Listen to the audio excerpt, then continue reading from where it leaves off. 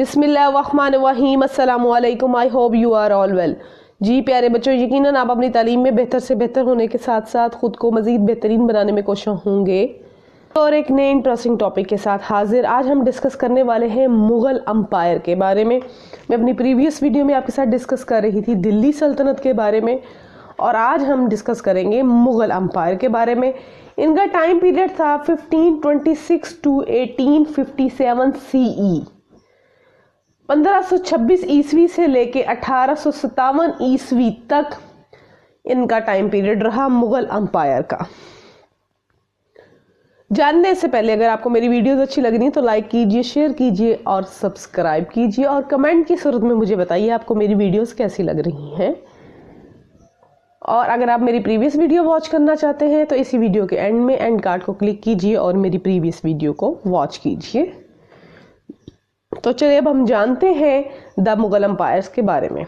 The Mughal empire was a Muslim empire that ruled our subcontinent between 1526 CE and 1857 CE।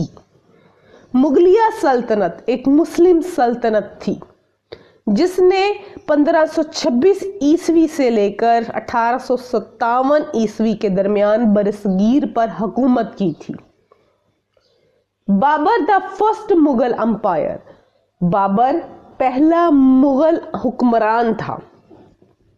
Zahiruddin Mohammad Babar, जो इनका पूरा नाम था, 1483 to 1530 CE was the founder of the Mughal Empire in the subcontinent।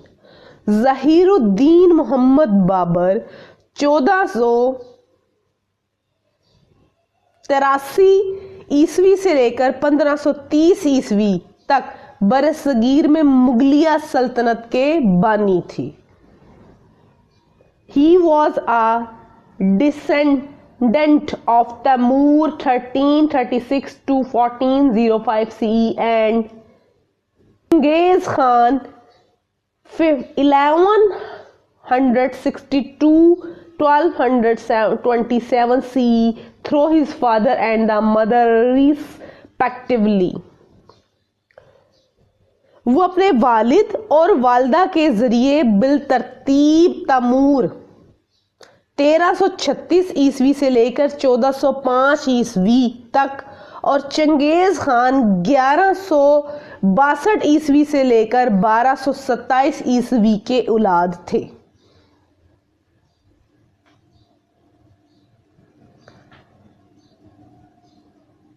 He was also given the posthumous name of फिरदौस मखानी। जी, ज़हीरुद्दीन बाबर को फिरदौस मखानी का नाम भी दिया गया था। बादशाह इनके वफात के बाद इनको फिरदौस मखानी का नाम भी दिया गया था।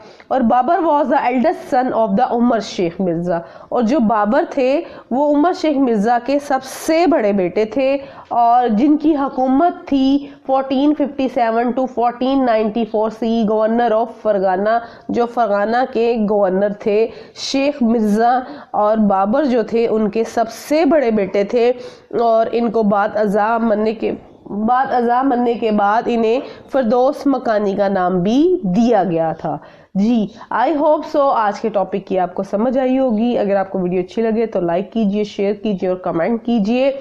और मिलते हैं नेक्स्ट एक नए टॉपिक के साथ जिसमें रीजंस ऑफ और बाबर इन्वेजन्स ऑफ सब कॉन्टिनेंट को हम इंशाल्लाह डिस्कस करेंगे।